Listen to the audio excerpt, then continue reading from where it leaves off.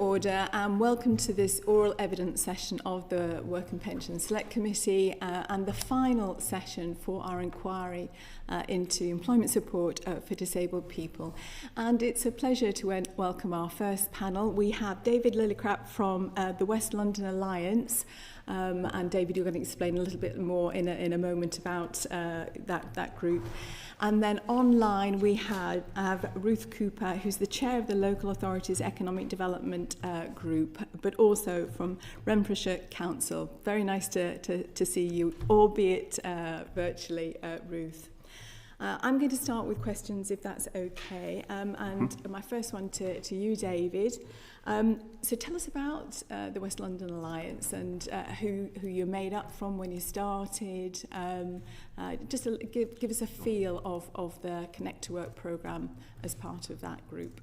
So West London Alliance is the oldest of the sub-regional partnerships in London. I think it started about 25 years ago. The core membership is Barnet, Brent, Harrow, Hammersmith and Fulham, Hillingdon, Hounslow and Ealing. Though more recently, with the move of employment support to being very much health focused and disability focused, we also work across the 12 of the 13 boroughs that are covered by the soon to be merged North West London and North Central London ICB. So in terms of how Connect to Work fits into that, I think that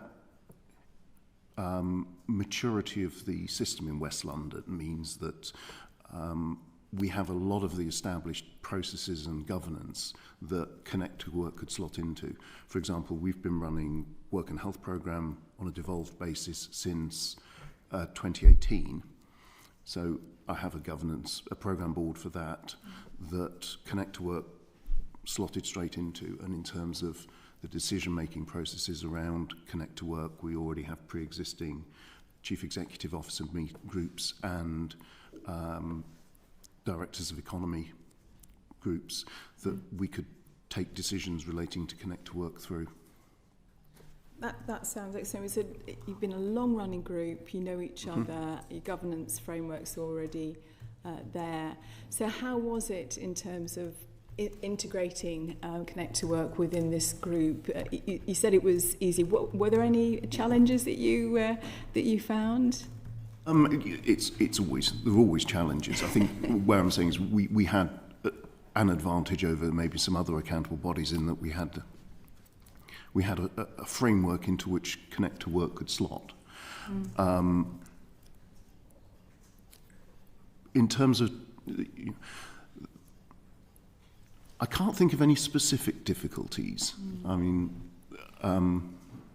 certainly with the local authorities, there's a huge challenge with integrating on the ICB side because, as you heard in the last session, Connect to Work is based on individual placement support and SEQF. And with individual placement support, one of the key factors for achieving high fidelity is integration into health services. And that's very much newer.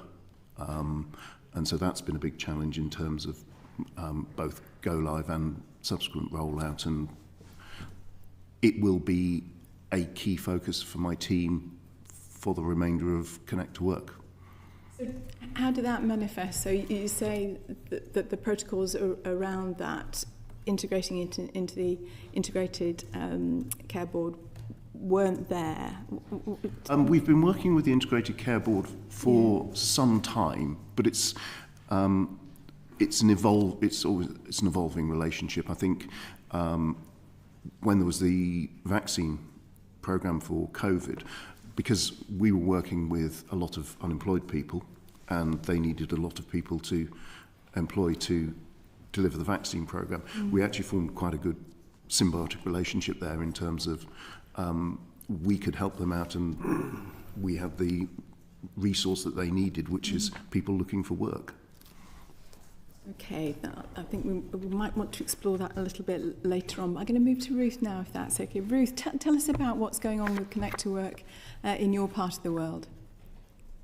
So Connect to Work is not available in Scotland at the moment, as far as I'm aware. Ignore me, Ruth. I had a senior moment there. So in terms, I'll tell you about you No all One went Left to say, Behind. what do you mean, senior moment? Okay, so no one left behind. Apologies. Sure. So no, not at all. So No One Left Behind is the Scottish approach to delivering employability services. It focuses on providing person-centred, flexible approach to people of all ages, and the main aim is to bring people much closer to work and to get people into work. It's a joint approach, so it's joint between local government, the local authorities and Scottish Government, and we signed a partnership agreement back in 2019 to work together and to invest jointly in employability services across Scotland. And the local authorities have a long history of prioritising employability. We used to use a lot of EU structural funds, and Scottish Government, who also invested, but really wanted to change their approach from national programmes to bringing things to a much more local level, with the key aim, I think, really of reducing duplication, integrating and aligning employability support with other key services such as health and housing and justice, and making sure it was local decision making about how resources were used. So really in Scotland, No One Left Behind is very much about the local decision making process. And in every area in Scotland now we have what's called the local employability partnerships, which are usually chaired by the local authority. I'm the chair in the Renfrewshire area, and also involve the third sector, DWP job centres. We have Skills Development Scotland, further in higher education, the private sector through the Chambers of Commerce. And we make decisions as a group about how resources are spent and what the local priorities are, really to make sure, again, that we're not duplicating and that we are making sure that the funding and the services are going to where the biggest areas or priorities would be, and so that we're not duplicating what's already on the ground, because in some areas there are a lot of provisions through the third sector, and we don't want to remove them or take away from them, but to build on what we already need. And No One Left Behind is very much about support for disadvantaged groups, one of which would be those with long-term health conditions or disabilities. But it also includes people maybe with convictions who've gone through the justice system, maybe those from very deprived areas or families living in poverty, young people particularly care experienced. So the services that we have are there for all disadvantaged people, and then we would, with resources that we've got, we would then augment them with specialist services for particular groups within the area, and one of them obviously would be people with health and disability issues.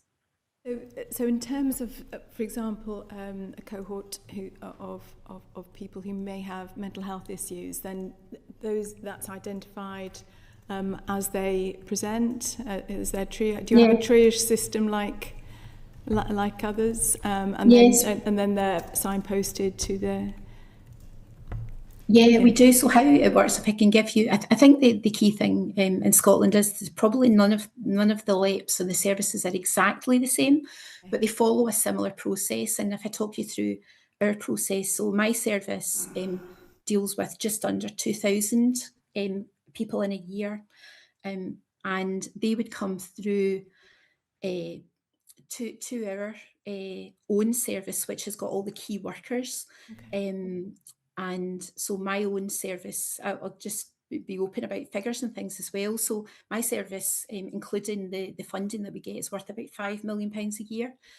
About 3 million of it goes to a core service, which I deliver, which has got key workers, trainers, welfare rights officers. It's got health and wellbeing support, and it's I would say more of a not quite generic service, but it's a service for anyone, because what we find is that although we have people with very specific disability needs, a lot of people who see themselves as more mainstream also have, in particular, mental health support issues.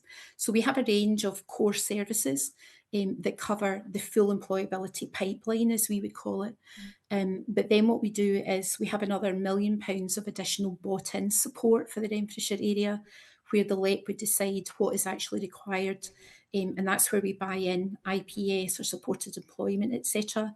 And then we've about another £1 million of support that's all about the clients themselves, so that we can buy training for them on an ad hoc basis, so that we can fund training or equipment for work. We also have quite a big programme of paid work experience where they can undertake up to 6 months in work, which is fully paid for. So there's a range of things there. So you kind of go through a pipeline with one key worker who's really supporting you and is making sure that you're going to the next bit of the service that suits you. They'll help with that kind of assessment and support, and there's an action plan. And we've a wide range of activities that are available locally for that person to work through. Thank you, Ruth. Just a very quick one from me, because I'm conscious of time. Do you have opportunities to chat across the border, David, Ruth, to learn from each other? No. Don't know how. Well, there you go. You're introduced now. You can. Ruth. All right. Thank you very much. Damien Egan. Thank you very much, Chair, and thank you, David and Ruth. I'd like to ask you both how much choice you had in how you deliver your respective programmes, and I guess also how you have learned and adapt what works best. I'm conscious you both cover large areas, and even the West London Alliance, I was involved with Central London Forward, and so these regional partnerships have vastly different communities and different needs. How do you accommodate that and learn what's working? Originally this was around Connect to Work, but in West London we run Workwell, and we're also running an MSK Trailblazer, one of the inactivity trailblazers that we are focusing on musculoskeletal conditions. So on Connect to Work, we're asked to deliver IPS and SEQF, and these are both quite tightly defined within those two frameworks, and they both have very good evidence bases. So there's limited things we can do in terms of the approach, though given the evidence base around both of them, I don't think for us that's not an issue. We'd rather work with something that has an evidence of that it works. On MSK Trailblazer, the clue is in the Trailblazer name. We could do, we could do whatever we wanted effectively. Obviously, we had to make the case through the business case process that that it was. We thought it was going to work, but it's intended to trial new things. And Workwell probably falls between the two, in that there was a degree of requirements laid down by the joint DWP-DHSC team, but within that we could work more broadly. In terms of the reason why we are very sort of supportive of devolution is that we can do things. We do understand the local environment better than somebody, say, based in Leeds or Birmingham. We have, and this is a London thing, as you say, with Central London Forward, we have very diverse communities. Again, we know that we have the largest Gurdwara outside of India in Southall. We've got a long relationship and growing with NHS colleagues. So these are the things that we can bring as additionality over and above, say on Connect to Work, a quite tightly defined specification for how we deliver employment support. Thank you, David. And Ruth, is there anything you'd like to add on that? Yes, so I think at the local level we've got full responsibility for deciding where the funding goes and what we need at a local level. Although we get funding from Scottish Government, they leave the decision making to the local partners. And as part of our LEP structure, we have thematic groups. So one of them would be for those with health and disability issues. And the thematic group has got both employability practitioners, but also people from those services related to health and disability, so that they can tell us where they're experiencing concerns at the operational level, and we can link them with the employability requirements. So for a lot of it, I think, as David was saying as well, we're quite experienced in working together. Our LEP's been operational probably for about 14 years now, but really since the start of No One Left Behind in 2019, it changed to be just information to be actual decision making. So it's made quite a big difference, I think, in how the LEP operates. And I think one of the key things for us in having that thematic group is that we're also then aware of other resources that might come in for health and disability via health or via the council services through social work and adult services. So it lets us all be up to date with what is going on within the local area. We're a much smaller area than David had mentioned. Renfrewshire has about 190,000 residents, so quite a small number compared to David's size in London. So the decision making for us is very localised. It can even be down to community-based level, not just the whole of Renfrewshire, but particular community focus as well. So it seems to work relatively well. Of course, resources are always an issue and we could always use more. But I think in terms of decision making, we have a very good understanding and awareness of what's already on the ground and what we need to do to improve the situation. Ruth, thank you. These kind of programmes, the outcomes can vary significantly between different localities. Do you feel the programmes you're talking about strike the right balance between having that local flexibility but also the national oversight in terms of making sure the outcomes are where everyone wants them to be? Yes. Yeah, excellent. Ruth? Yeah, I think so. In Scotland, it's probably slightly different. If you were to look at the No One Left Behind figures in Scotland that are published through the Scottish Government, you would see figures that only represent the Scottish Government's financial input to No One Left Behind. And that at the moment is about half of the figures. So I would say that what probably isn't there is the full figures of what's delivered across Scotland, because individual local authorities may report to their own local authority, but that isn't actually sort of pulled together at a national level. So the figures that you'll see in Scotland don't represent the full picture, I would say. Thank you, Chair. Thank you. John Bell. Thank you, Chair.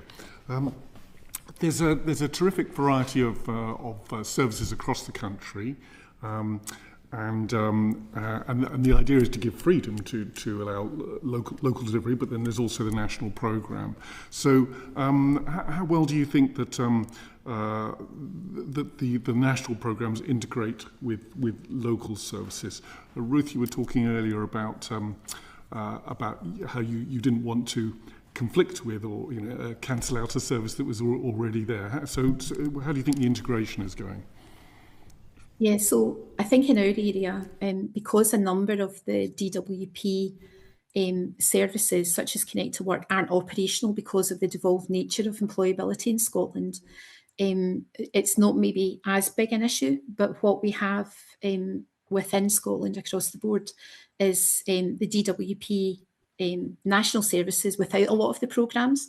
But also we have Skills Development Scotland, who are the national careers body for Scotland, who work primarily with young people, but can do all ages well. So I think because a lot of the responsibility for the creation and design and development of those specialist programmes now sits at the local level, then the partners are round the table with their own knowledge and awareness and understanding of how their services work, and with the ability for us then at that local level to be able to create the services that merge around that. So for us, I think it works relatively well. What we feel we don't have now is some big programmes getting parachuted in to areas where there were already those services there in different ways. So I think for us, it's been an improvement in service since 2019, and that's not just our DWP services, but also Scottish Government previously would announce large national services, and we would be thinking at the local level that's already that's just going to compete with what's already on the ground and working well. So for us, this new model, new 6 years or so, but this model works well for us now in terms of being able to prioritise the groups that we want and to have the services that we're looking at locally. Thank you. And David, in London, integration of local, national, how? There aren't, aside from Restart, I'm not aware that there are many nationally run employment support programmes remaining that Connect to Work being devolved, Workwell coming into each of the ICBs. But what we've established is a triage function, because an observation is that the first thing that happens when somebody sends to us an expression of interest in having employment support, the first thing that would happen in any programme is a support worker would pick up the phone and call them. At that point, it's only an expression of interest as something of a sales job to be done. Once somebody has shown an interest in going back into employment in general, we want to be very much on the front foot to promote and to get them into the programme so we can start helping them. So they would typically take an hour. Now, we get 2,000 expressions of interest a month. So what we've done is we've extracted that into a triage process, which looks at whether it is most suitable for somebody to go on to Workwell, Connect to Work, Trailblazer. But then in addition, we also run, centrally funded by OHID, an IPS service for people in treatment for drug and alcohol addiction. We've worked for a long time with our IPS teams in secondary mental health that are either run by the trusts or are outsourced by the trusts. So where we get people who have severe and enduring mental illness, we can move them onto there. But what it means is that the individual gets a seamless view of all employment support. We also have a very, very good relationship with our local JCP, and the head of West London's Job Centre Plus, she sits on our programme board, and that's how we sort of integrate, say, the work of the disability employment advisors. Thank you. And in any programme like this, the cooperation with local employers is absolutely crucial to success. And I know in my own constituency in Horsham, many of them have disengaged with the local job centre because they felt they were getting the wrong sort of candidate put in front of them. Mm-hmm. How well do you think, how well engaged do you think employers have been in your areas? Ruth, if I could start with you first. Sure. So as part of our service, we have an employer engagement team that works for all disadvantaged groups in the area in terms of getting them in front of employers and trying to secure vacancies, particularly for some of those people. So I think it's a mixed bag. And we in the current year, we commissioned another organisation, SUS, the Scottish Union of Supported Employment, to work more with employers to make them aware of supports available to them for people with disability, because we felt as if we just weren't really getting the penetration of employers understanding what was available to them to support. So we recognised that as a weakness in the area. Because we're local, we have good links with some employers, and I think probably the smaller employers who have much more flexibility about how they recruit are more prepared to take a chance on a local person because we've introduced them and they've maybe had a work trial, etc. with them, or there's a particular passion there.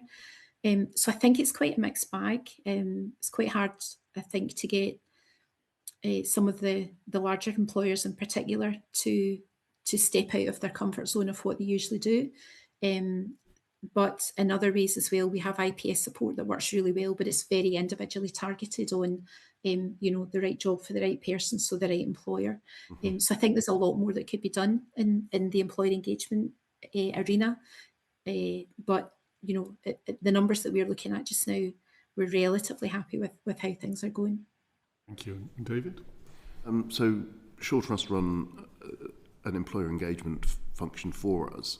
But if you go back to how I described with the triage, because we brought most of the provision together, we don't have this different services competing for the attention of the employer. So we're not getting 7 different programs all knocking on the door of an employer. And again, an advantage of the working across the West London lines is that, sorry, I don't know all of your backgrounds, clearly some of you from London, your borough is frequently not the place where you work, and especially if you live near the border and you're working in a school just on the other side. So again, if we were to run them as individual programs within the individual boroughs, there would be quite a lot of cases where 3 or 4 different boroughs would be knocking on the door of the same employer. And again, we have so our employer engagement, we always want it to be better, but it's never going. It's a long way from being perfect. But we have Heathrow, which represents 10% of all jobs in West London. We found this out during the pandemic, because that went fairly seriously wrong in West London on an employment basis. And also we have the largest industrial estate in Europe in Park Royal. And so we have good relationships into both of those. But it's a case of just constantly working on it. And I think one thing that we've done, which employers have really appreciated, is we run events called Interviews into Work. Now, this came from an idea from one of my team who sort of observed that job fairs, very few people left with jobs. They often left with a plastic pencil or something, some other such like. So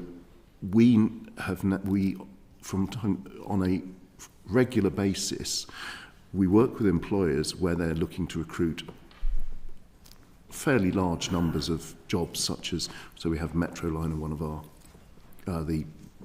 the London bus companies are one of the employers we work very closely with, and they provide us with a committed number of jobs.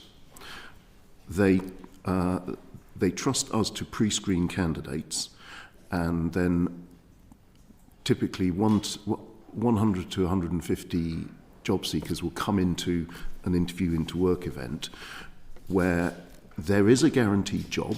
That's not to say they will get it, but as soon as but in general, around about 70 to 80% of people who attend these events get a job. So that's sort of just one thing that we do that really shows that with some employers we do have a very good relationship, but I'm never going, we are constantly looking for more employers, and the employers we do work with to be more accepting, particularly now. Work and Health Programme was less focused on long-term conditions and disability. So now everyone who's coming in is likely to need help from access to work and or some adaptation when they come in, which is not a new challenge, but it's more of a focus now. Thank you. Last quick question. Where do most of your referrals come from? From job centres or somewhere else? We're currently working on a rather nice infographic, which I can't show you today, which shows in October 2024, when we launched WorkWell, we probably were 95% reliant on Job Centre Plus, and we're reducing that reliance. I think they've been a godsend for us, because but we're now approaching 20 or 30% coming from non-JCP referral routes. A lot of that is NHS, which is good. This is really where we want to, let's say, going back to the IPS Fidelity,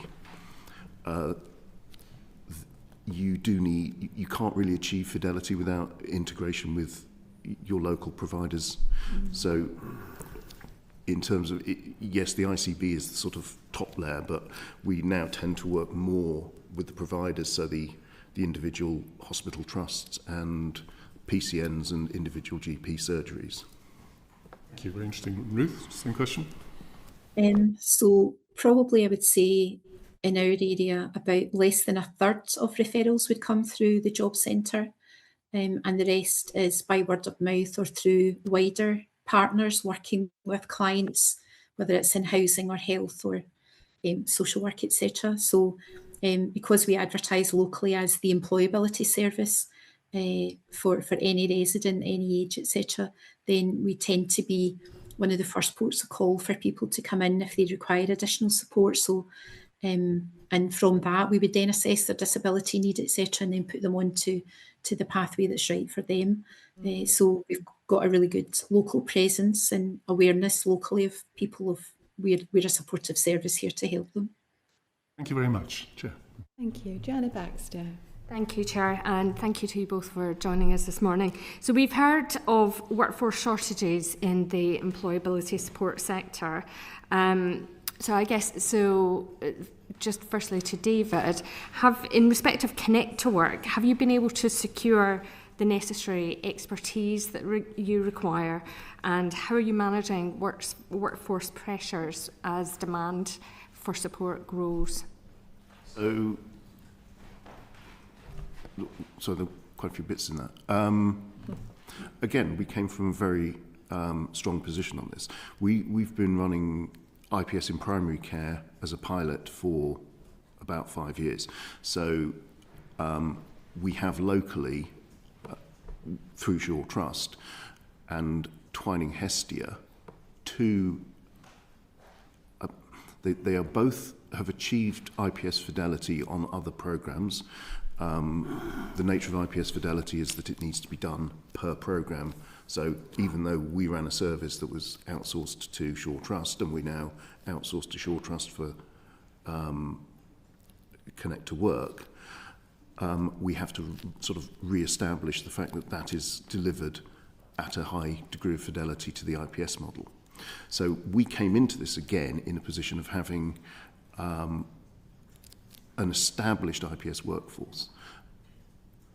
And as IPS-PC caseloads have declined, the individuals who are good enough have been moved across into Connect to Work.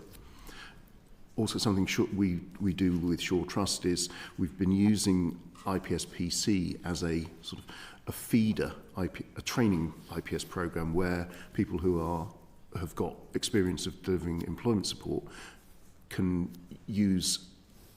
develop their skills on an established IPS program. Having said that, we did have some recruitment issues over the summer because with IPS you can't bring somebody in and get them delivering IPS on day one of employment.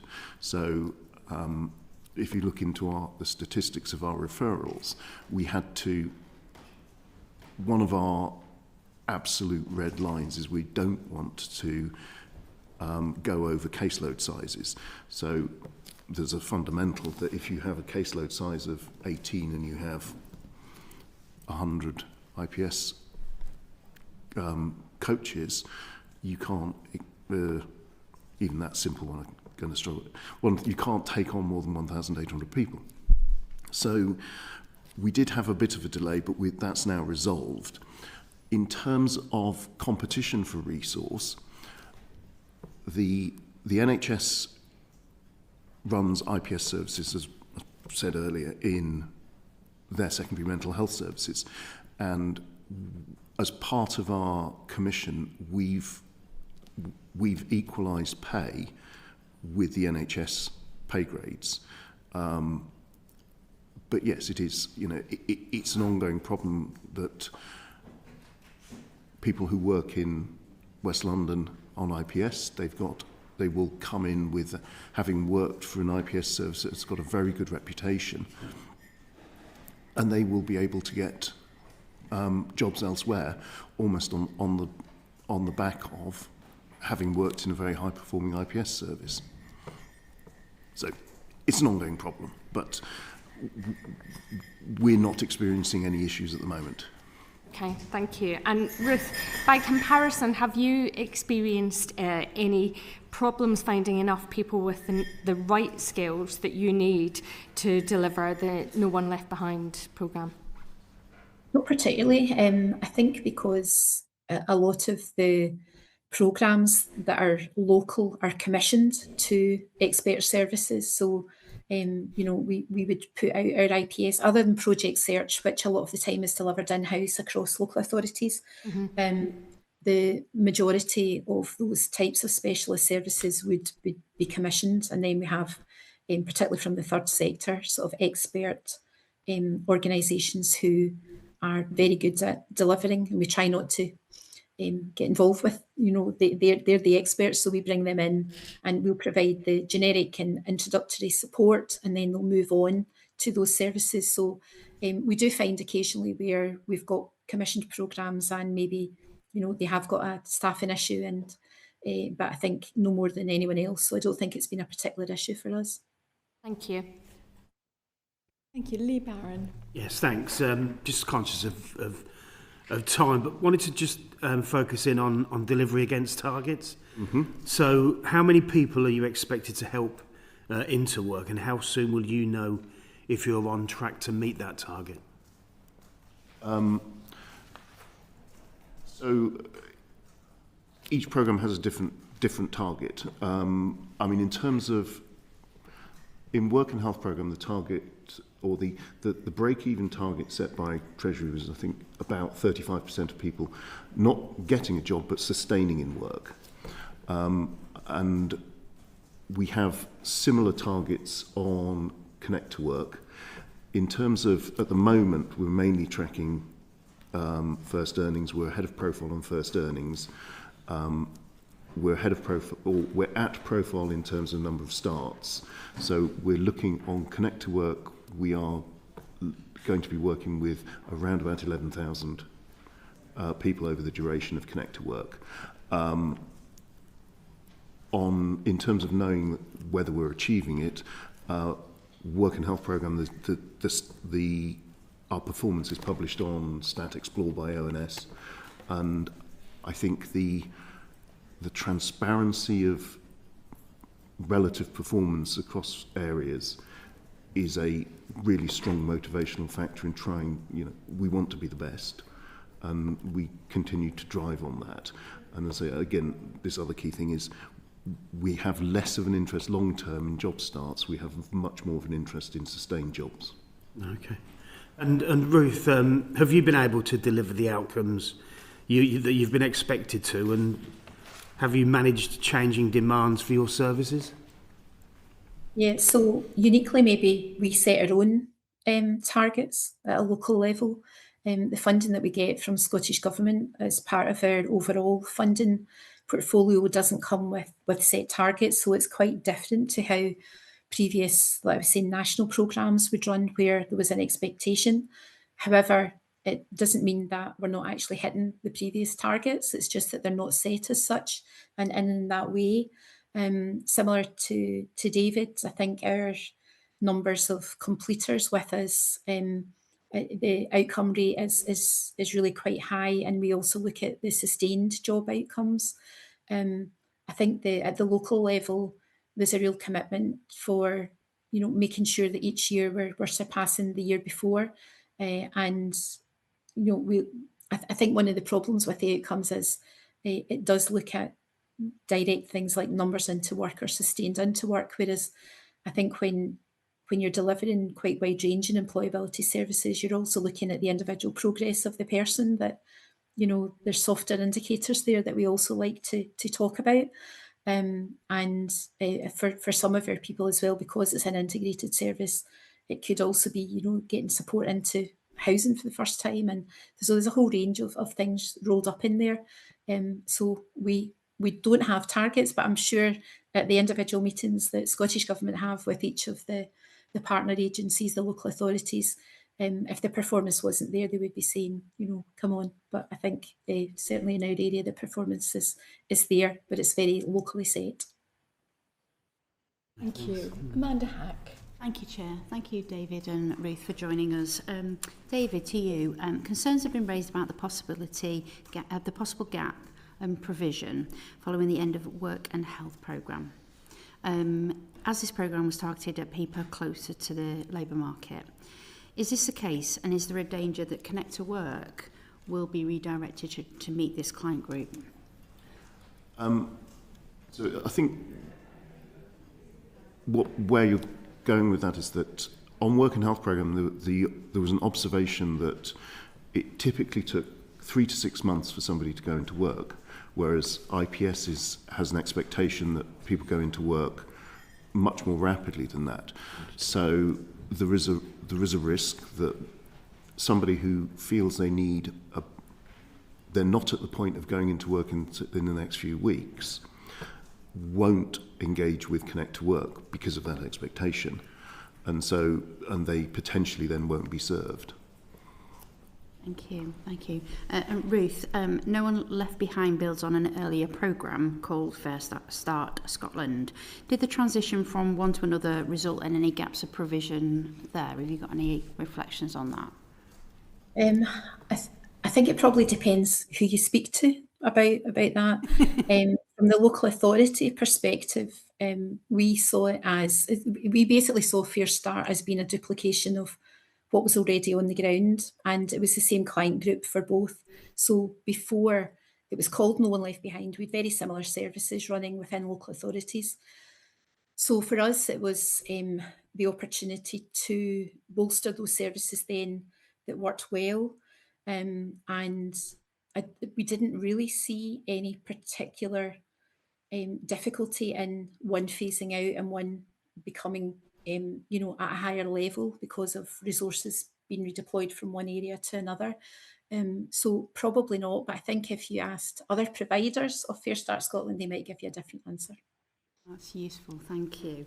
And to both of you, if you could make one improvement to the effectiveness of these programmes, what would it be? David, did you want to start with that? I'm not sure this is about effectiveness, but I think we could do with some more caseload. As I mentioned, we get 2,000 expression of interest a month, and at present we can take in about 600 new starts, which means at about now we're getting to a slightly difficult position in that we've used up all of our contracted caseload for the year. From the 1st of April, we go back to being able to welcome 800 a month. But we've had to be a bit creative with our provider and diverting people, because once somebody says, I'm interested, our programs are entirely voluntary. If somebody who is not in work wants to work, I think it does feel rather bad to say, well, we can't really help you right now, we've run out of money. So this is almost as if it's like peak and flow and how you would manage that in a different way. So overall, volumes, does it work over a 12-month period, or are you just simply running out as we get to the end? Run out as we get to the end. Okay, But, that's useful. we negotiated some social value investment from Shore Trust, and they're using that to help plug the gap. It's been more successful than expected, or in terms of people starting on programme. Lovely, thank you. Well, that should be good news. Thank you. Indeed, nice note to end on. Well, I didn't know if Ruth had any. Sorry, Apologies, Chair. Sorry. Yeah. So I think for me, maybe two things to mention. One is in Scotland, everything's down to annual funding, which is really difficult in terms of commissioning longer term services. And we do it quite well. I think there's always an expectation that funding will be there, but it's quite a difficulty for long-term planning, and just getting those programmes that run over calendars or financial years is difficult. But the one thing I would really like to see, and it's not just about health and disability, it's really about, I think there's a really strong message at a national level around the benefits of work, and I don't think that comes through. And I would love to see a kind of public service campaign and advertising, marketing generally about how positive work can be.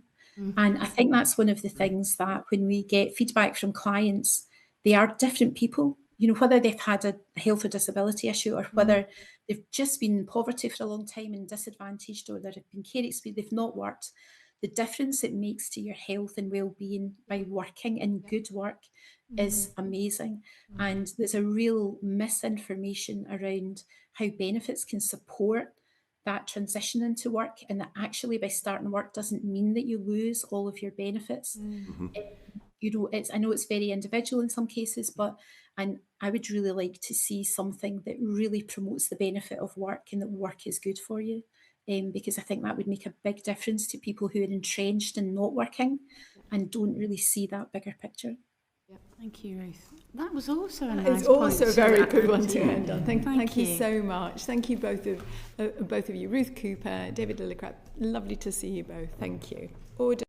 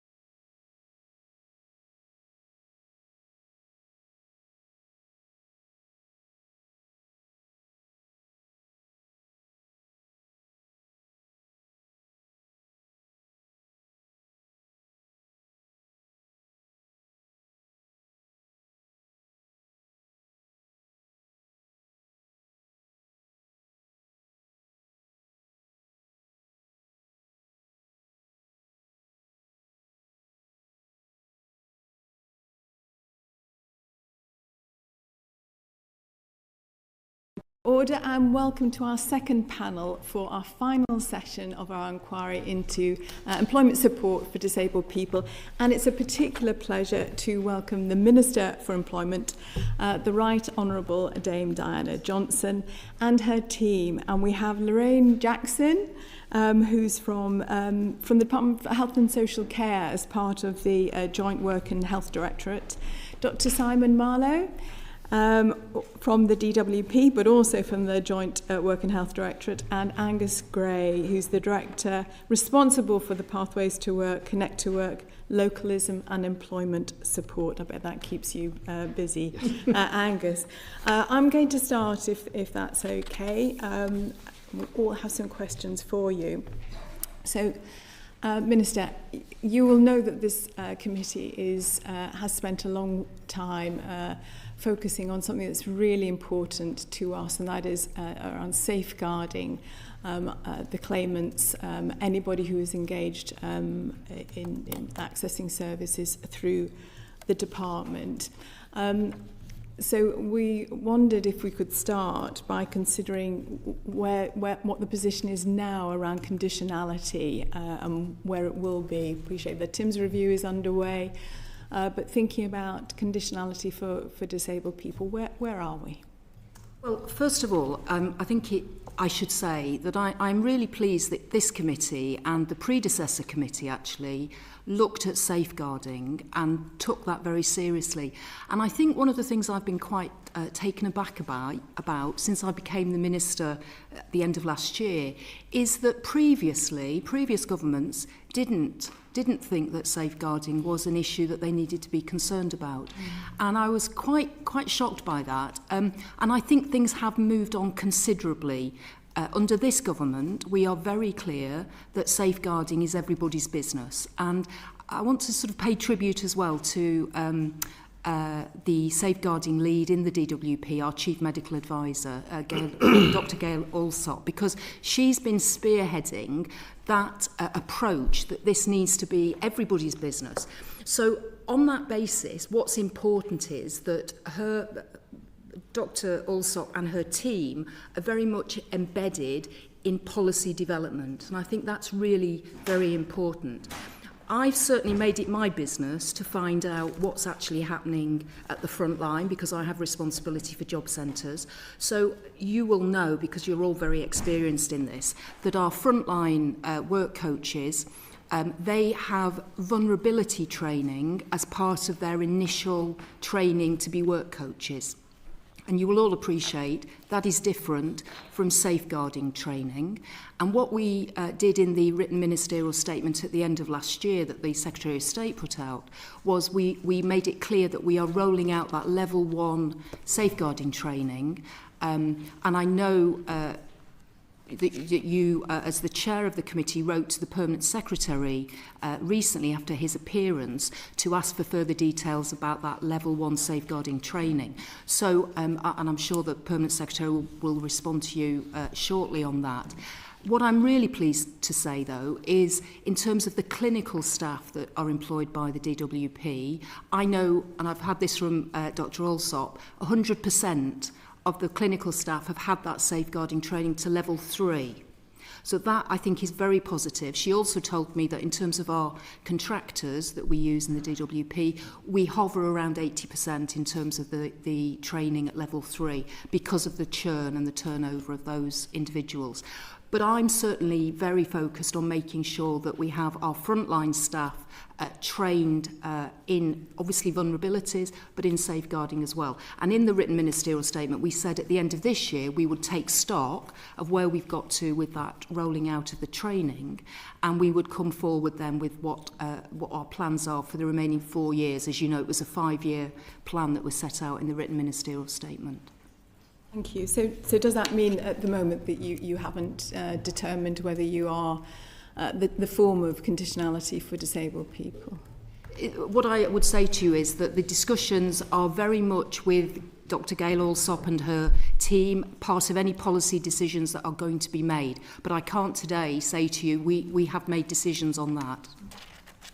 Moving on to the very encouraging, you might have heard some of the evidence from the previous panel, and the committee went on a visit to Durham to hear from Connect to Work providers and commissioners, and very encouraging, I have to say, in terms of the result there. But again, on the conditionality, or rather, sorry, on the safeguarding aspect of policy development, this new policy programme, what considerations around safeguarding did you make? What was Dr. Allsop's engagement in considering, for example, safeguarding in relation to contractor contracts? Well, it might be helpful if I pass over to Angus at this point, because I came into this role in September, so I wasn't around when the original policy discussions were being held. But perhaps, Angus, you might be able to help us with this. Yeah, I mean, I think there are a number of layers to it. So I think, as you probably will have heard when you've been exploring with the deliverers of Connect to Work, there's it's an entirely voluntary programme. That's top line. Second is that there's some quite extensive stuff in the guidance about both eligibility but also suitability, so making sure that we are clear about the types of people we're trying to help, and key to that is it's someone who, yes, is struggling in the labour market, but somebody who is keen to engage and get work. That's one of they won't get the success out of Connect to Work unless they're in that category. So we've, in policy design terms, and we had a group of an expert reference group that we used of academics and deliverers and local authority representatives to help us design it in the first place. We were thinking, well, yeah, who is it that we need to help? How should we go about that? What's the evidence of what's effective? So that's one level. We then have in the process of approving delivery plans from the local areas being, there's one particular aspect of safeguarding, and I know it's just one slice of it, but the MAPA arrangements, which we've been very strong on. We want to make sure that there are clear processes and procedures in place from the delivery bodies, and that's one of the things we've been assessing to make sure their plan is good enough to approve that they have the right trained people, they know they're part of that local network and so on, to make sure that that particular group of people are not a risk to wider participants, and they handle them appropriately. And then more generally, it is just part of our expectations that and it's more in that wider vulnerability space, but that providers set themselves up to be able to understand the needs of the people in front of them, to be empathetic to it, to really take account of reasonable adjustments and so on that people might need. And I think the key feature of the Connect to Work design is a thing called vocational profiling. So it's really about what are you looking for in work, how can we help you, and so on. And so making it really person driven, I think, is part of the answer. As part of your governance framework, then you mentioned MAPA, and that has been part of the safeguarding approach that's used with local authorities. How do you ensure that it's meant to be there, but if it's not?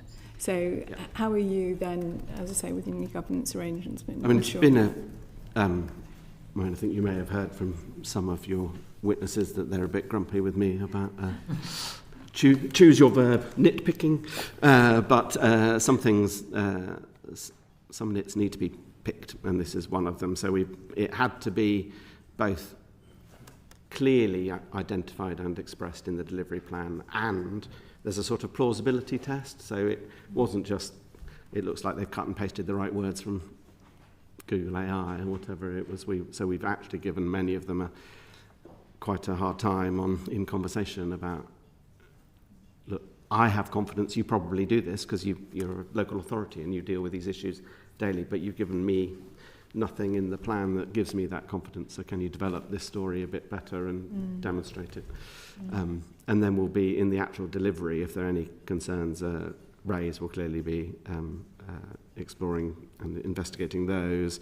And we have, in general, we've let a contract for fidelity monitoring. So is the programme being delivered in line with the principles of supported employment? So that will be another key test of the delivery in practice. Okay. Minister, just getting back, and I know your personal values, so clearly across the department, getting this embedded is absolutely essential. How within your sphere of influence are you ensuring that your teams have safeguarding absolutely embedded into what they do? You're absolutely right. This is very important to me, and I think that safeguarding, particularly, that's about keeping people safe. And so recognising when someone who comes, say, to a job centre may be the victim of domestic abuse, or may have been trafficked, or may be being coerced in some way, it's absolutely, for me, important that that is picked up and acted on. So that's the safeguarding bit, and that's why, as I said at the outset, that's everybody's business.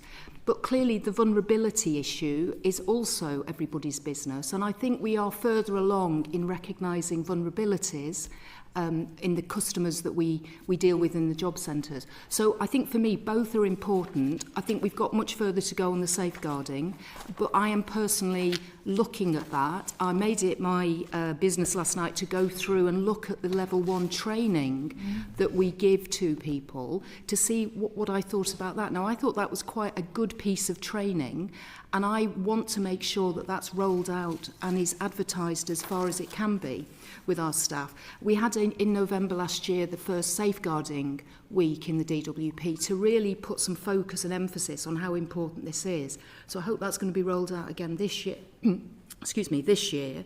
But I think it's that constant messaging. And for me as a minister, asking questions. So when I go to job centres, I ask, have you done the job? Have you done this particular training? Do you feel confident to know what to do if someone presents to you and you are worried about them and you feel they may be a victim in some way? Thank you so much. I'm now handing over to Amanda Hack. Thank you, Chair, and thank you, Minister, for bringing you and your team to the panel today.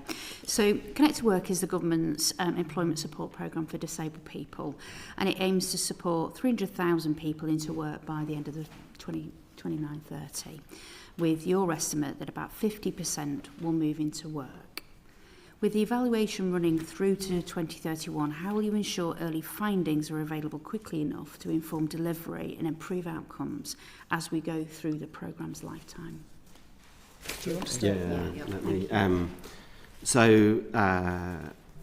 mean, as ever with employment programmes, there are a number of layers to this. So, I mean, the first thing, as you correctly point out, is we have these performance expectations. And in each grant agreement that I've signed with the local area, we've turned that into a performance curve. So when do we expect people to get their first earnings? When do we expect people to get sustained employment and numbers against that? So that will then be the basis of essentially performance management. I mean, it will be a more collaborative approach because we want to work with local authorities and not treat them like just like a provider, if you like, because they are on the same team, but we have those very clear expectations that we'll be monitoring them against and then having conversations if they're off track. So that's your one's first indication of will we deliver our aspirations, is how is the actual performance going. And over the years, I think we've got, well, I mean, I've been here forever, but I suspect we were always quite good at it, but we're quite nuanced about, okay, that was a best guess about how many people might go in, what's actually going on, why are you slightly behind, or even sometimes in the early months, blimey, you're exceeding performance, are you sure you're still helping the right people? So we start with those conversations about context and understanding. And then, as you say, the real question becomes an impact question, which is where the evaluation comes in. So, Simon, do you want to say a bit about our approach to the evaluation? Yes, to complement all the data that's coming in, starting to come in at the moment, over the sort of next year or two, we have a very comprehensive evaluation sort of plan. We've got contracted evaluation by NatSen, which will be looking at both all kinds of, it's a very mixed methods evaluation, qualitative evidence, quantitative surveys, and development of an impact study to look at what is the difference between the group that go on and the inferred counterfactual for the Connect to Work group. We're very keen. We've set out the business case assumptions for the impacts over the years. So that was published at the end of January, where for every £1 you might spend on Connect to Work, we estimate that overall the economic value will be around sort of £2. That's something we will be evaluating very closely. We've done this with all other programmes, such as whether it's Restart, whether it's Work Choice, whether it's New Deal for Disabled People. We'll be using very similar methodology. But of course, this is very different. It's richer in its locally driven. So we've got a lot of work to be able to develop this as a sort of team. So I don't know whether you wanted to add on anything more. Is there any early findings that we're seeing? Because obviously, when we say disabled people, we're talking about a really broad range of individuals. And I'm always really interested that we do understand that nuance, that complexity, and how disabled people are managing their lives overall. So are we seeing any early findings, anything we're already tweaking? Can I just say, first of all, though, it's disabled people and people with health conditions and complex reasons why they're not able to enter the labour market. And when I went down to Lewisham to see for myself what was going on, I was really privileged to meet a group of people who were part of Connect to Work. Really varied, actually. So a woman in her 50s who was struggling to get into work and perhaps had some personal issues. There was a young man who was a neurodivergent young man who was a brilliant swimming coach but needed some help to stay in work, and Connect to Work was able to assist him to do that job really well. And then an older man who'd had, I think he was telling me about his family, there'd been cancer, he'd had to care for family members, he'd been out of the labour market. He needed that bit of extra help to get him back in. So for me, that was really rich in seeing the variety of people who could be helped by Connect to Work. But sorry, I think, Angus, you were going to say something. Yeah, no, just to say, I mean, partly to reflect what we've already done. So Connect to Work itself builds on the very snappily titled IPS PCE, so IPS in primary care. So in particular in implementation terms, we've learned a lot from that, and so been really stressing through the delivery planning process the importance of the integration with other services locally, for example, because that is one of the things we really see. We've also sort of had to manage myself as SRO about speed, because some of those things take time, and so we've been deliberately making sure we don't rush at things. We give local areas enough time to build those relationships. The fidelity stuff is although I think when it comes to visit, local areas might feel like they're being tested. Actually, it's supposed to be a part of a continuous improvement frame, so that would be part of the lessons. What am I doing here that could be improved? And then finally, I think it's a bit early on, are we learning things, but where we find an area is struggling with a thing and preferably has found a way through, we definitely we want to share it across the other areas, because that's a key part of the learning process. Thank you. Chair, that's covered everything. Thank you. Steve Darling. Thank you. And thank you all for coming today. We've heard evidence as a select committee that the Connect to Work scheme is somewhat over bureaucratic, also that it repeats the same challenges that has appeared on other schemes, and also puts additional strain on local authorities. Or I'd welcome some reflections on how would you respond to those criticisms. You've got a insight into my daily life, really. So this is definitely one of the ranges of obstacles we've been navigating over the last year. So on the one hand, the supported employment model is very well evidenced. It is clear what the key features of a good supported employment model are, and therefore I'm insisting that those are delivered. And it's not an unfair criticism for local areas to say, but we might have better ideas. But my response to them is, I'm the SRO. We have been funded to deliver this supported employment programme. It has these features. You need to deliver it this way because we think it will work. And that creates a tension, so that's definitely true. Apologies for being a bit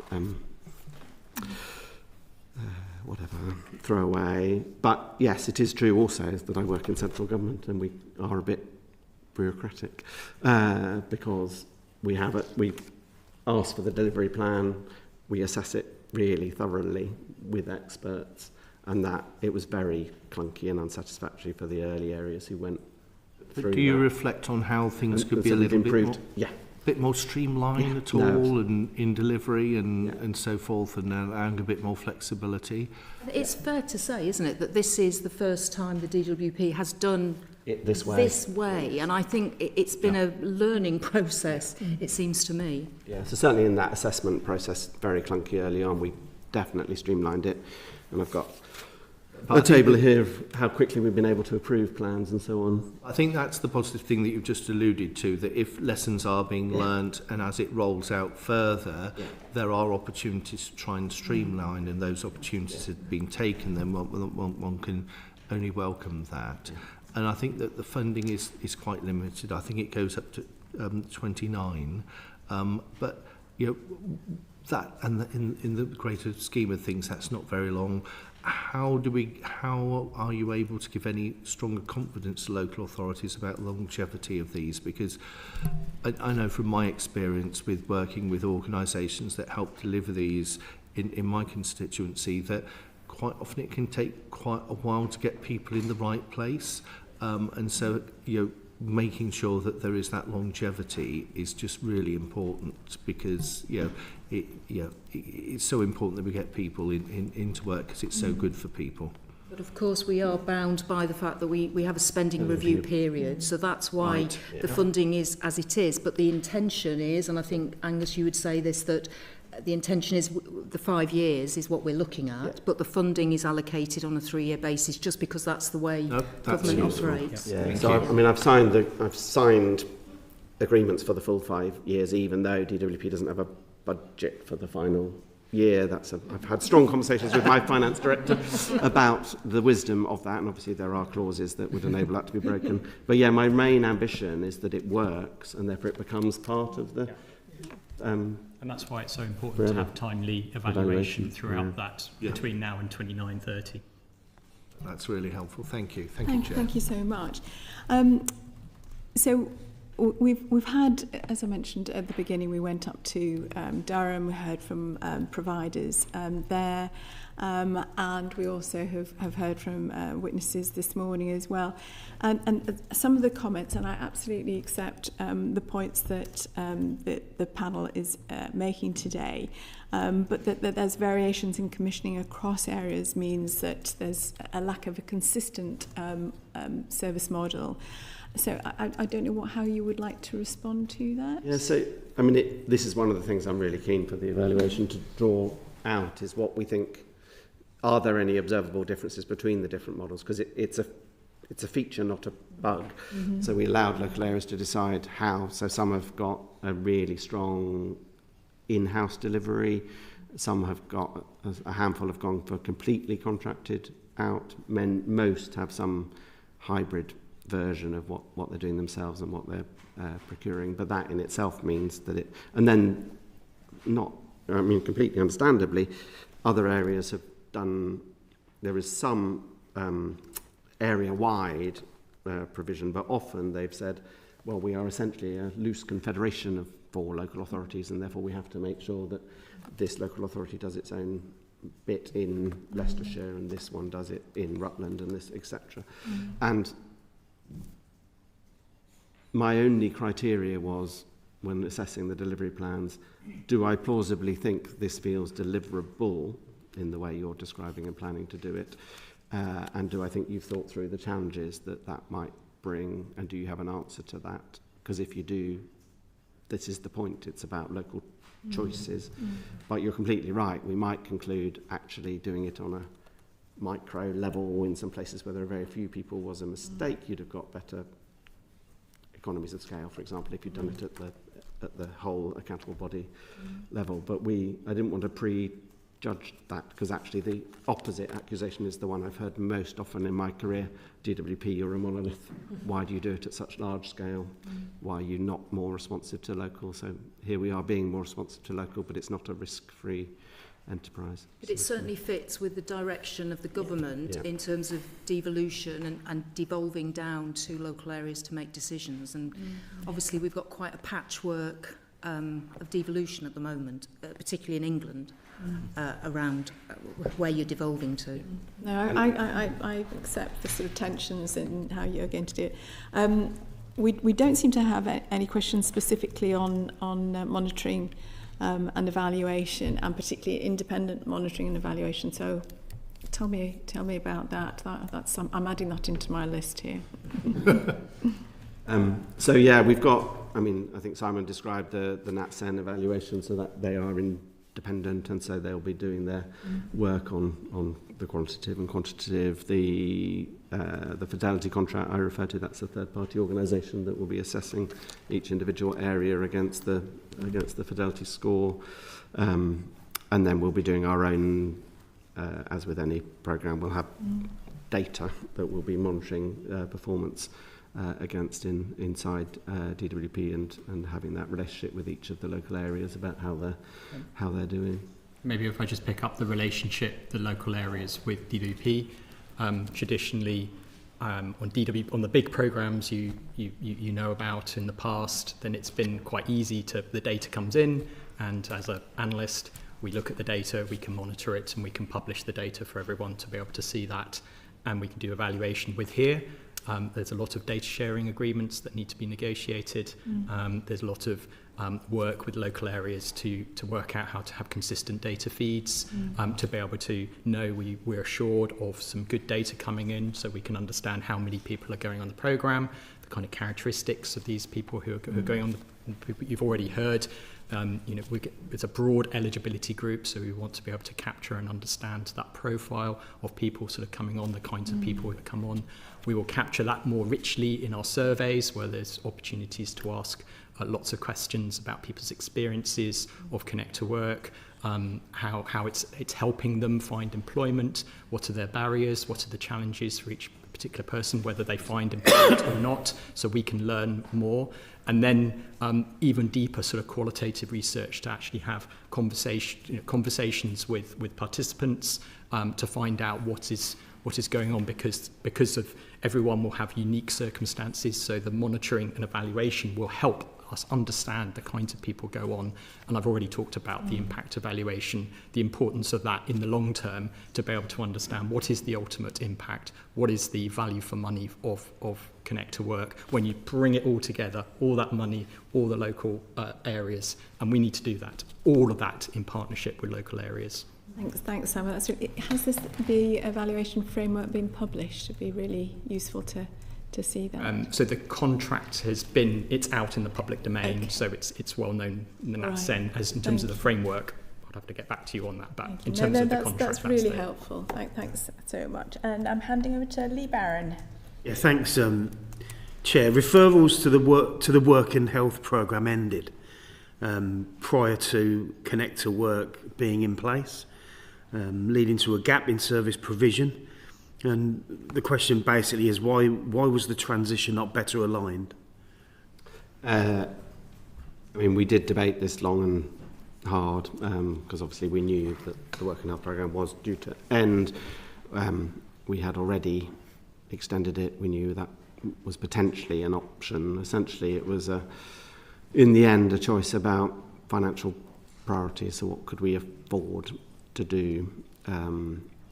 But we were definitely cognizant that in some places there would be a gap in provision precisely for the reason although, I mean, it was the last referrals were in, was it, I want to say November 24? Yes, it's right. And it's a year-long programme, or a bit 15, more, 15 months. Yeah, yes. so there will still be some participants even now as a result, but you're right, it would have been better if I'd been able to either to extend that or to mobilise more quickly. There were difficult financial decisions. This was early doors of the new government, basically, so it was part of that first spending review conversation about what was possible and what was the best fit. So It's right to say as well, isn't it, that the guidance around Connect to Work, the new proposal, went out in November 24, and was it May 25 when the first the people you were speaking to this morning were the first to go live in April, May 25. So in some places the gap was really quite small, but it has, despite my best efforts, in other places it's been slower to mobilise. I think if I could just add that the work and health programme had a slightly different eligibility sort of group as well. So Connect to Work is really trying to address the problem of economic inactivity due to illness, sickness, or health conditions, as we've just heard. And it's really trying to do that in a more serious way and with greater reach than really any time we've done before within sort of DWP history. Work and health programme was predominantly for those who were job seekers or those who are on the Universal Credit Intensive Work Search Group. Only a small proportion actually went on the work and health programme. I mean, the evidence from the work and health programme was good for that group, as it has been for things like Restart and other programmes. So Connect to Work is this sort of group that really is trying to address the issue around this quite broad group, and to use the very good international evidence on supportive employment to help this group. I suppose it's not quite your question, but the other thing we did do in order to minimise the gap where this was relevant is we've extended most of there was a thing called local supported employment, which was for people with learning difficulties that run by in some local authorities. We extended those in order to minimise the gap, and we also extended some of that IPS-PC provision again for the same reason, to make sure that was smooth. So the one thing that we didn't in the end extend was the work and health programme, and it's partly because it was a different thing, but it was also because extending it would have come at... You can't sort of do it week by week. You have to do it. You have to go in big, and it would have been a large extra cost. Okay, and ensuring that there's an accurate picture of on the ground readiness for the rollout of Connect to Work. What's being done to ensure that? I mean, you spoke about some of the areas around. Yeah. So I mean, If I go right back to the beginning, I guess I've always known there was varied capacity between local areas. It's a sort of a reasonably obvious point, and that we therefore set ourselves up with a range of experts and internal teams to be able to work with areas to help them. The really encouraging thing, which didn't feel true when I first took this job on, was that every area was up for it. So in the very early advice I gave to Peter about on the sort of accounting officer perspective, it said there is a risk there'll be some places where there's nothing, because some areas might say no thank you because of the wider pressures on local government, but actually every area has been really enthusiastically engaging. So then it's just been a support thing about how can we help you be ready, and in particular we made an offer on the commercial side, how to think through the best way to let contracts and manage contracts and so on where they're doing that. So we tried to strike that balance of giving them the lead, but then having a really good support offer around them to help them get ready. And then once we've signed the delivery plan, there's then a very, again, they will probably say to me overly managed, but a managed process of implementation readiness and support. And are you actually ready to press the button and say you're live? Because there's essentially a checklist that we have to go through with them about all the things that would need to be in place, like have you recruited the staff, have they got somewhere to sit, have you done the training, and so on and so forth. So yeah, we tried our best to help them be ready. Thank you. John Milne. Thank you, Chair. We heard evidence from Sir Charlie Mayfield last week and talked through some of the recommendations in his Keep Britain Working report. And we also heard from representatives of disabled groups and small businesses. And there was people observed a certain tension between the report saying we're facing a crisis, i.e. urgency, yet the report suggests a 7-year implementation period. So where do we sit with that apparent contradiction? This is probably one for the Minister. So, well, first of all, I think the Keep Britain Working report is a really good piece of work, and I want to just pay tribute to Sir Charlie Mayfield for what he's done. He did it very speedily, I think.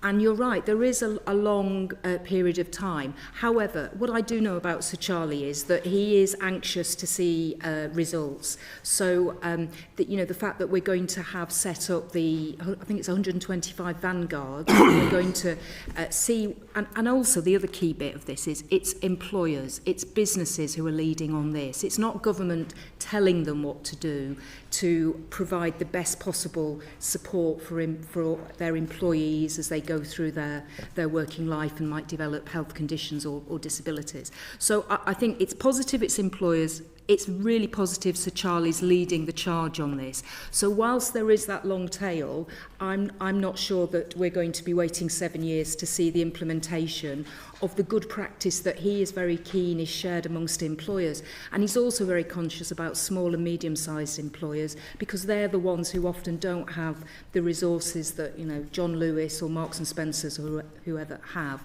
So I think that sharing of good practice, looking at what businesses can do themselves, how we develop a better offer between the employer, the NHS and the employee, I think is going to be key to this. But Lorraine, do you want to say something on this as well?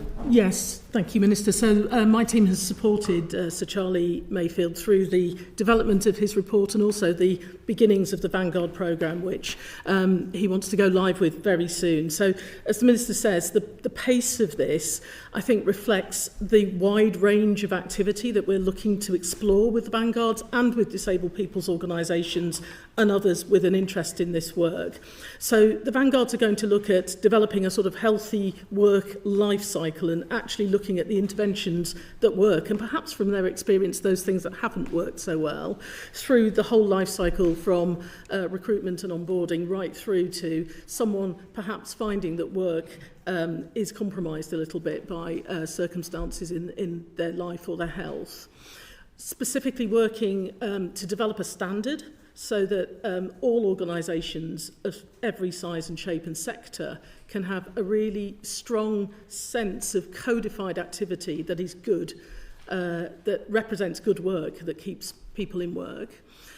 Really building up an evidence base so that government can take that evidence into future spending reviews and decisions that it has to make. So I think that maybe explains the length of the time frame that Sir Charlie is referencing here, because there's a block of activity that is deep policy sprints and workshopping to try and work out what the vanguards are doing. The vanguards actually working together with us.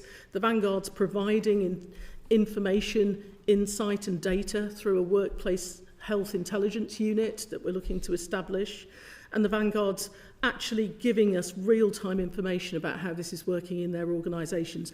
I think it's quite a different way of doing policy, but I think the timeframes represent fast pace in terms of the activity, a longer time frame in terms of influencing government with the results of that. You see it as with that evidence coming in along the way, as generating actions that will be taken a whole lot sooner than 7 years. Yes, and I do as well. Absolutely. Yeah. Thank you. Yes, talking to the businesses, small and micro-sized businesses, in the report there's lots of recommendations, and a number of them would put costs onto business. Unsurprisingly, they weren't terrifically keen on that aspect. Obviously, they're under a lot of pressure in general. What do we think it's reasonable to put extra costs on business and looking at everything else that's happening to them? Look, I take your point about additional costs on business, but what I also know when I talk to businesses is if they've got an employee who they've invested in, who is doing a good job for them, and then for whatever reason they've got a health issue, a health problem, they might have to have time away from the workplace. Most employers do not want to see that employee go and drop out of the workplace. And so I think there is an acknowledgement that supporting, doing the right thing for that employee and keeping them on the payroll is going to be helpful to that business. I think we're always mindful of additional burdens on business, of course we are, and that's why I think it's really important that employers are leading the way in the vanguards, are the ones who are determining what works, what doesn't work, and we have to have an eye to business as well as how to support the employee. So I take your point, but I think that is factored into the way the vanguards are set up and the evidence that will come back. Many of the vanguard businesses are large, though, and if you're a business of 5 people, it's a huge impact if one of them requires significant interventions or whatever. How would you respond to that? Well, I know you're right, there's a lot of large businesses in the vanguards, but there's also, I think, the mayoral and the combined authorities that are working very much with their small businesses in their localities for exactly the reason you've recognised, that if you do lose one person and you're just a group of 5 working together, that can be very difficult. So that's factored in as well. We want to test this for all businesses, not just the large ones. Yeah, sorry, Lorraine. Sorry, Minister, just to say, yes, we have 10 regions that we're working with, and they will bring along with them a whole range of sizes of organisation, including small, medium-sized enterprises and even micro-enterprises as well.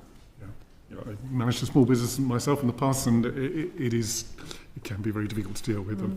Another thing, so we asked them what would you like if you could have it, the businesses in these, what's your first ask, and they pinpointed cutting national insurance contributions for taking on disabled or other abled staff.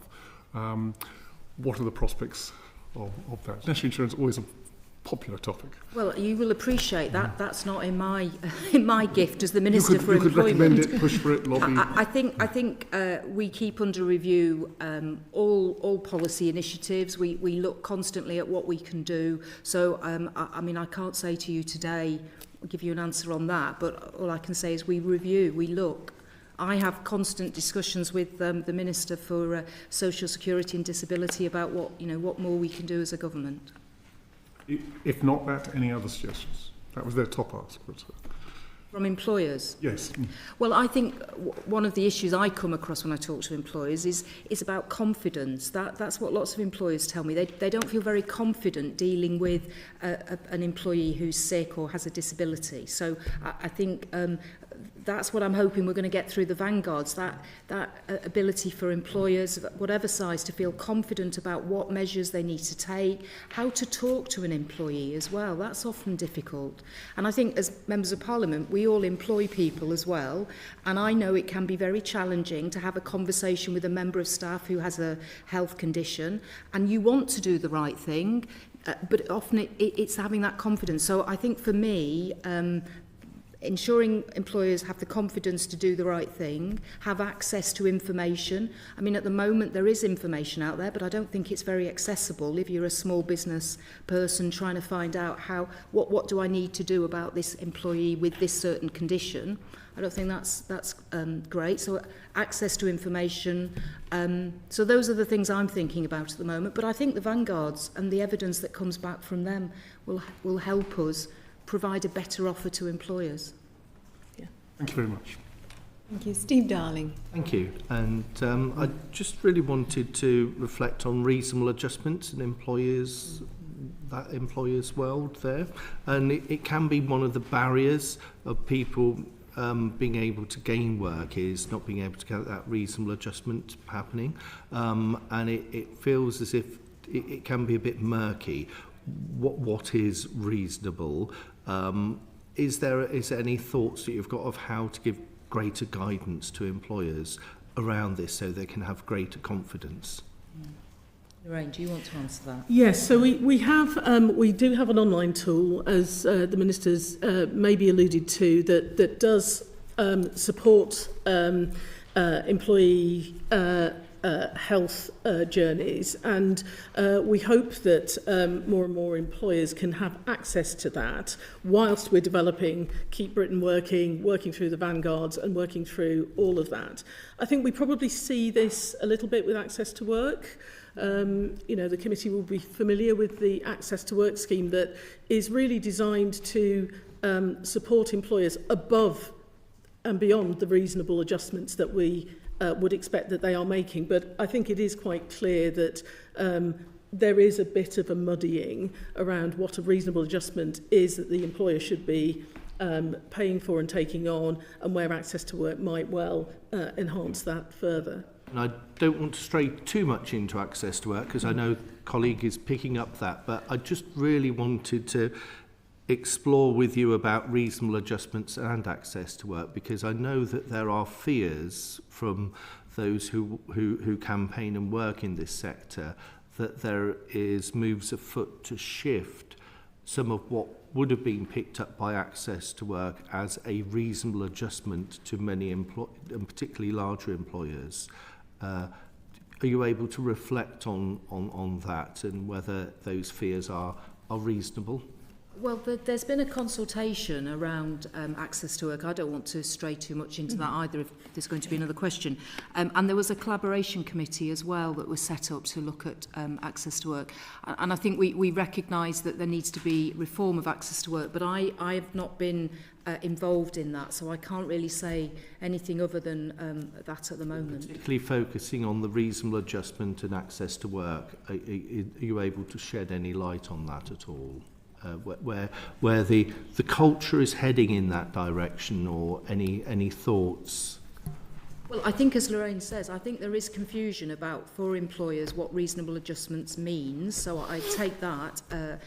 But I think what I'd have to do is probably speak to my colleague, the Minister for Social Security and Disability, who leads on Access to Work, and I'm very happy to write to the committee to respond to your particular question. That's if you can, just around that interplay between reasonable adjustment and Access to Work, that would be really helpful. Thank you, Chair. I'll leave it there. Thank you so much. Joanna Baxter.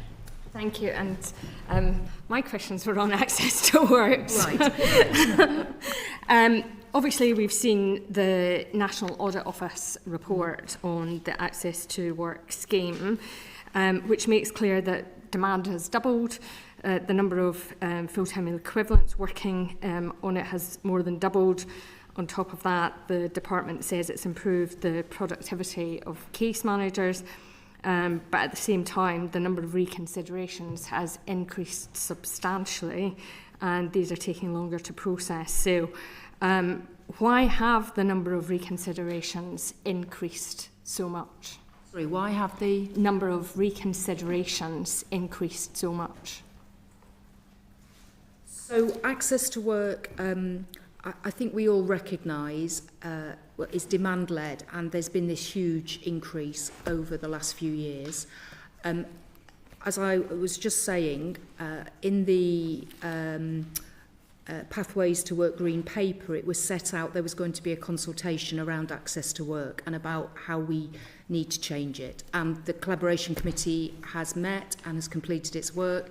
It's now with ministers to decide what to do next. Your point around reconsiderations, as I understand it, is partly because I think there has been there's been an attempt to try and make sure that policy and guidance is applied in a more consistent way.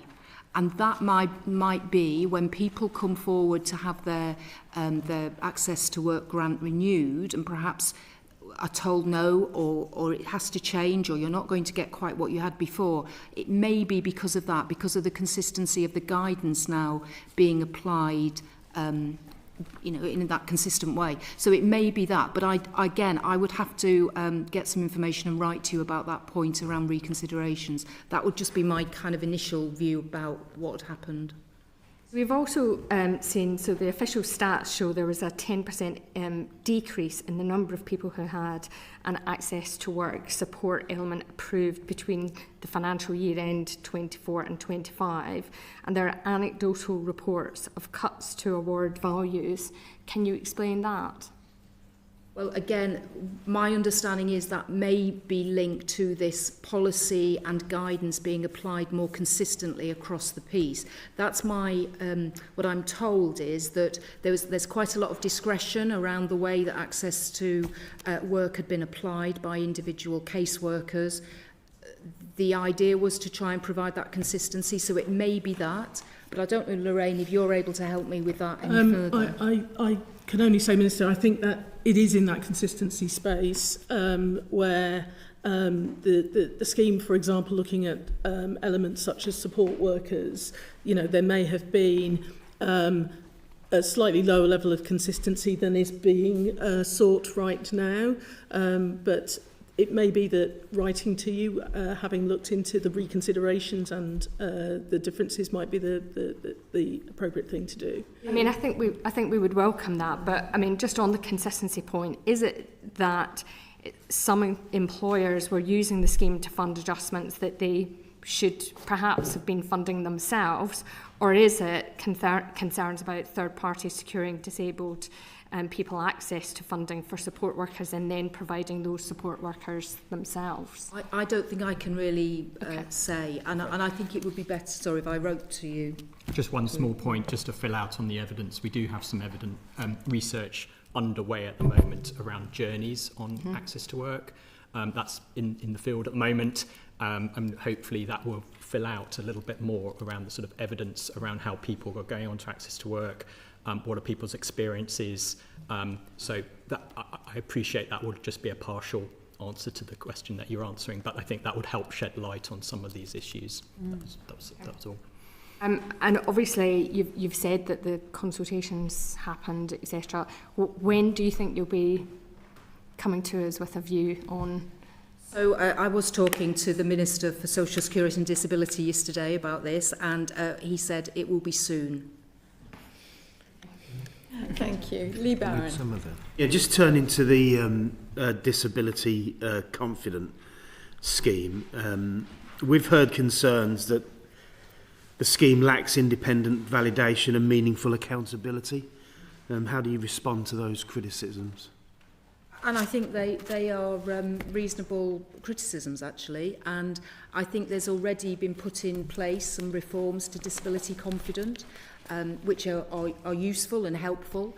But clearly one of the things I was struck by was making sure that the voice of disabled people is in there. And I'm not sure it is at the moment. So one of the aims of the reforms that have been announced so far are to provide that independent evaluation, but also to make sure that the lived experience of disabled people is in there as well.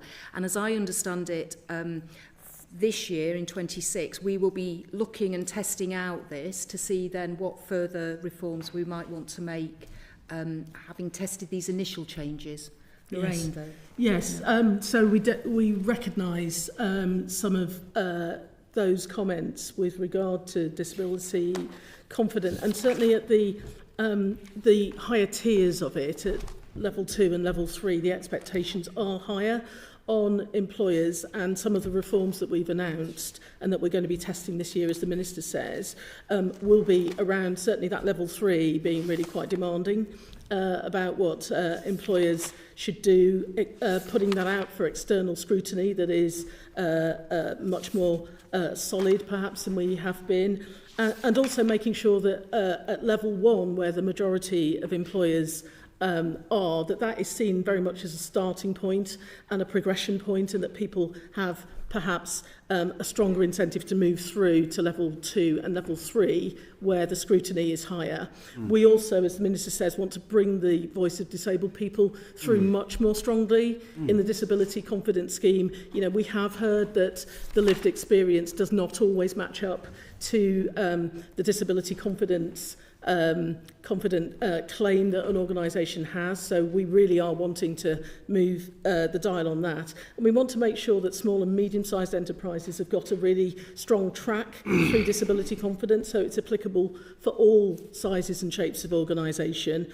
And then yes, as the Minister said, levels 2 and 3, in particular level 3, external validation is going to be key. But I think it is valuable. And when I was looking at the figures, 19,000 employers have signed up to this. Yeah. So I think it is good, and I recognise exactly what you say, but I think it's something I think we ought to work on making even better. I don't think it should be scrapped, as some people have called for. No, I don't, and I couldn't agree more in relation to the amount of employers that have signed up. We used to champion a charter protecting workers who've got a terminal illness, because they fall into the disability category once that diagnosis has been given. And also welcome the fact as well that you want to hear from people who this impacts on, because I'll be honest, the department's got a reputation of kind of like not hearing the voice of people that it impacts.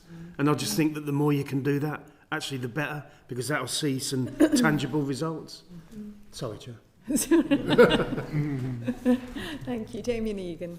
Thank you, Chair. I want to turn to the Workwell programme. So the government have announced national expansion of the Workwell programme. There has been some caution because we don't have the full analysis from the pilots that went out. I'd like to ask about the evidence and the reasoning for the national expansion. Okay, so perhaps if I say that Workwell is obviously based on information, evidence, analysis that's happened before this type of scheme. When I went to visit Workwell in Cambridge at the end of last year, one of the things that struck me there was they'd taken quite a long time to actually get going. Yeah. And we've got these 15 pilots, and it seemed to me that we were rather ambitious in thinking you could just turn on a scheme and it would be running from day one, and then you'd get all the information and evidence. But I think it's sound, and I think the evidence and information that we have got from the 15 pilots is sound and doesn't stray from what we believed, that this is a programme that can help people get into work or stay in work, addressing their health issue as well as their employment issue. So I think perhaps, Simon, you might want to say something about the evaluation, but I think that's why we decided to carry on and expand it to the whole of England, because the initial evidence is absolutely what we thought it was going to be in terms of providing that support. Yeah, I can add one or two things. It's, as the Minister's just said, it's based on some really good evidence in terms of personalised supports for people, to support people in work, particularly those with a health condition. I think the new thing is that it's trying to involve the health service, so very much integrated with the health service, so that's quite new, but the actual support itself is well evidenced. So it's about trying to engage more people who might not otherwise be engaged through DWP, traditional kind of services. So I think that's a really, really important point. I think we published first statistics just on the starts coming through. So 25,000 people to date have gone on the scheme. I think this is encouraging, given this is a new kind of way of doing things. In that publication, we showed that there was a really kind of quite a range of people going on the scheme. Nearly half of those people who went on the scheme have got a mental health condition. There are other sort of characteristics showing the kind of, the range of people going on the particular scheme.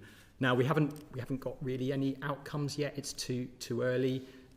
So particularly what we're looking for is some sustained employment going forward. For every programme that we've ever had, it always takes a while because you have to wait for cohorts to go through and see whether they can get some sustained employment. So that's going to take a little while.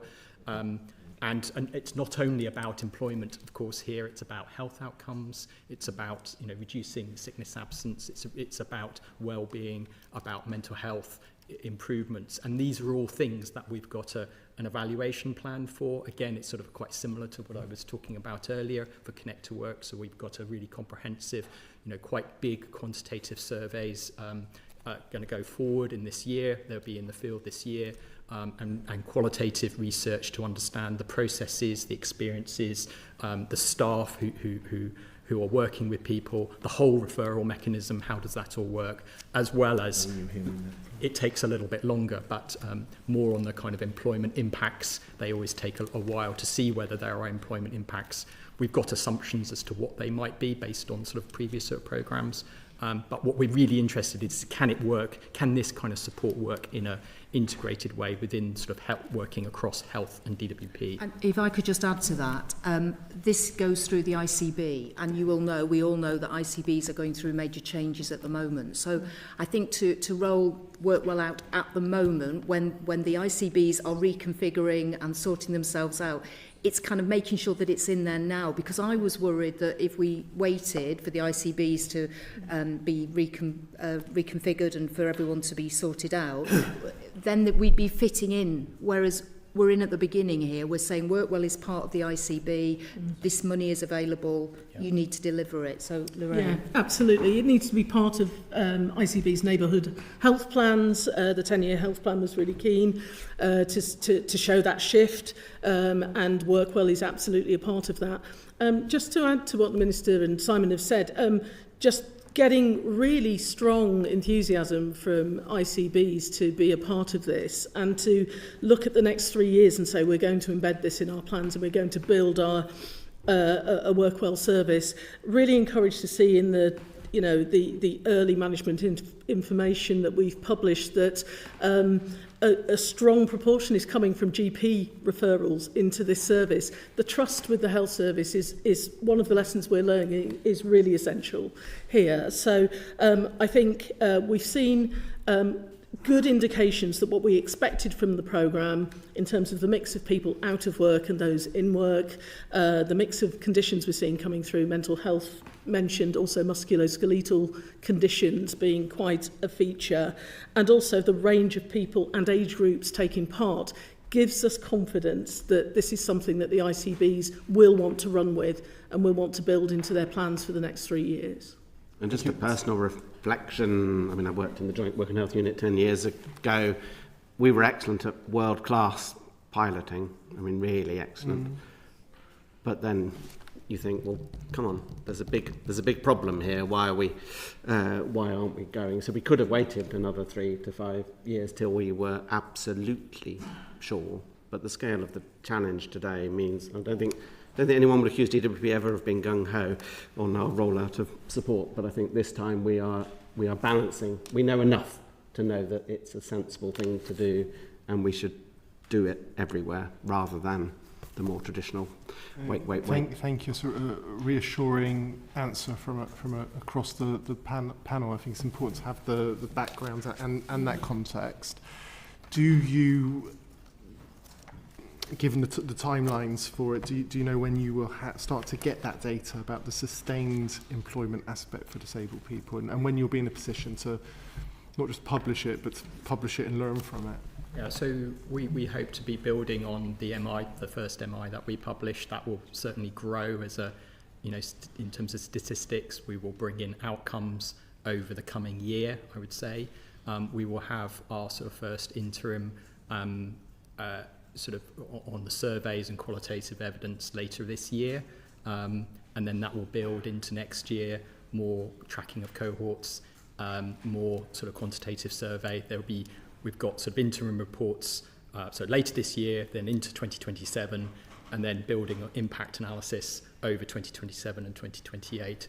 We also, for the expansion, because we have gone for the expansion, we not only want to look at comparison groups for our impact analysis, but we're also looking at the feasibility of potentially bringing in a randomised control trial for a few areas as well. Just a feasibility, I might add, at the moment, to see, because that will give us even more a robust view of what the impact might be. At the moment, that's just in feasibility at the moment. Thank you. And a small one, Chair, is just to add, there's been difficulty recruiting and retaining work coaches. So how will you get around that aspect on the work and health coach element of the programme? Sorry, it's been difficult. Recruiting and retaining work coaches. Yeah, I mean, in this broad, I think you're right. Yes. Across the broad market, it's one of.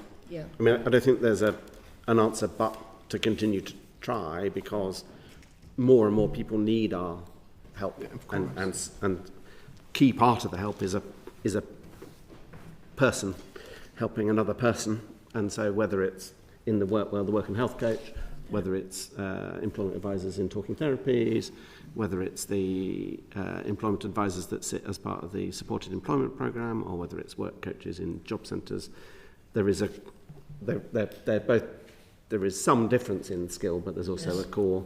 And we just want, it seems to me that we need to continue to invest, train, support them as a community, and not poach between and also I'm conscious with the Job Centre Plus that we're wanting to transform job centres.